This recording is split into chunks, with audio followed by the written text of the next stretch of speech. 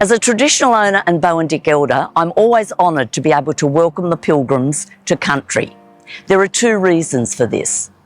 The first one is, as pilgrims, you'll be crossing Aboriginal lands, Boandik country, and then as you enter Penola, Panjunga country. The other reason is my strong connection to St Mary MacKillop. My story starts through my great-grandmother, Annie Brice. Annie was a little Aboriginal girl born at Old Penola Station.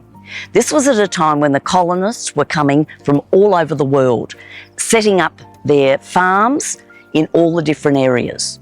Alexander and Margaret Cameron came to Penola and set up Old Penola Station. One of the main things they wanted to do was to have someone there to school their children. They wrote to Melbourne and asked their niece, Mary MacKillop, to come across by Cobb & Co coach and teach their children. She did this and set up a classroom in the old homestead. The story goes that one day she was in teaching the children when there was this awful smell in the room. Mary looked around. She said, "What's that smell?" "Don't worry, Cousin Mary," they said. "That's only stinkin' Annie." That was my great-grandmother. She was a little Aboriginal girl from that homestead area. Their camp was very nearby, and she was so interested she was looking around the door of the classroom. Instead of leaving her, Mary beckoned her in, sat her down with the children, and taught her to read and write.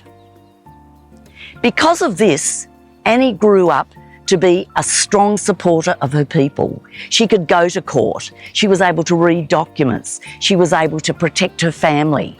She was able to stand up to the white establishment and became a very, very strong woman for her people. She was someone that was ahead of her time. I like to think of it as that. I would like to finish by reminding you that as you travel across country, Boandik country and Panjunga, remember, the ancestors are watching.